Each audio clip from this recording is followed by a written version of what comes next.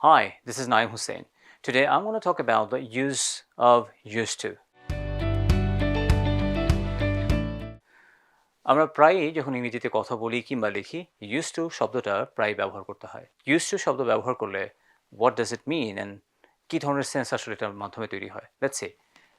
আমরা নর্মালি জানি used to এর স্ট্রাকচার দেখতে অনেকটা এরকম, সাবজেক্টের পরে used to and then verb present form and finally extension. used to দিয়ে যখন আমরা কোনো কথা বলি তখন সেটা আসলে যেটা বোঝায় সেটা হচ্ছে you did something before but you do not do it right now. যেমন আমি যদি বলি যে I used to play football. I used to play football. আমি ফুটবল আগে প্রায় খেলতাম বাট এখন আর খেলা হয় না। সো এই সেন্টেন্সটা বলার মাধ্যমে যেটা হচ্ছে যে তুমি আগে কোনো একটা কাজ প্রায় করতে বাট এখন আর সেই কাজটা করা হয় না। I used to play football মানে হলো I used to play football in the past, like regularly খেলা হতো but I do not play football now.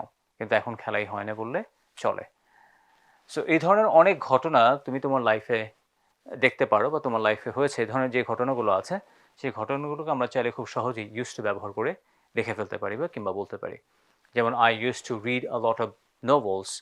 আমি আগে অনেক নোবেল পড়তাম। I used to read a lot of books. আমি অনেক বই পড়তাম। I used to read a lot of English articles. আমি অনেক বেশি ইংরেজি আর্টিকেল পড়তাম। I used to play football with my friends a lot. আমি যখন স্টুডেন্ট ছিলাম তখন আমি বন্ধুদের সাথে অনেক বেশি ফুটবল খেলতাম। Or I used to play cricket অথবা ক্রিকেট খেলতাম। You could say anything that you want.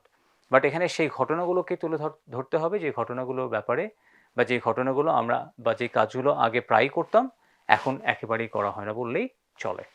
And at that case you can use used to.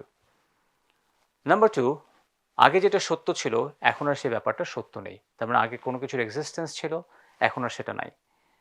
এরকম হতে পারে ধরো তুমি তোমার এলাকায় ঘুরতে গেছো, তুমি দেখেছো যে সেখানে বেশ কিছু বিল্ডিংয়ে পরিবর্তন এসছে, রাইট? যেমন you could say this building is now a furniture.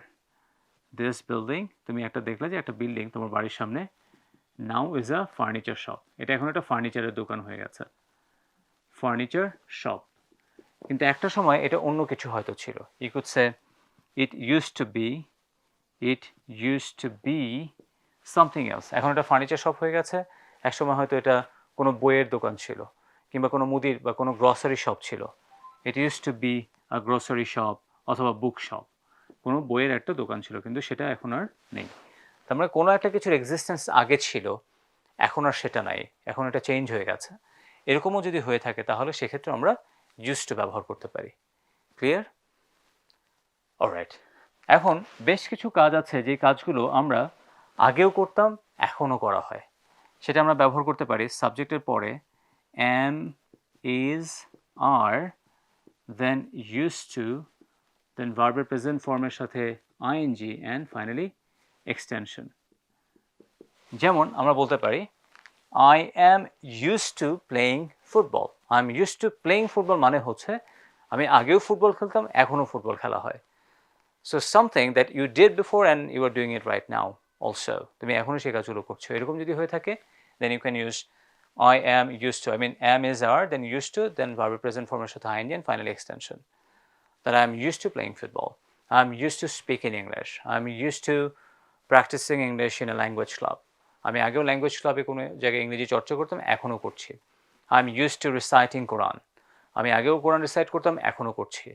I am used to helping my parents. আমি আগেও আমার মা বাবাকে হেল্প করতাম এখনও করছি। I am used to studying a lot of books বা reading a lot of books. আমি আগেও অনেক বই পড়তাম এখন আমি অনেক বই পড়ি।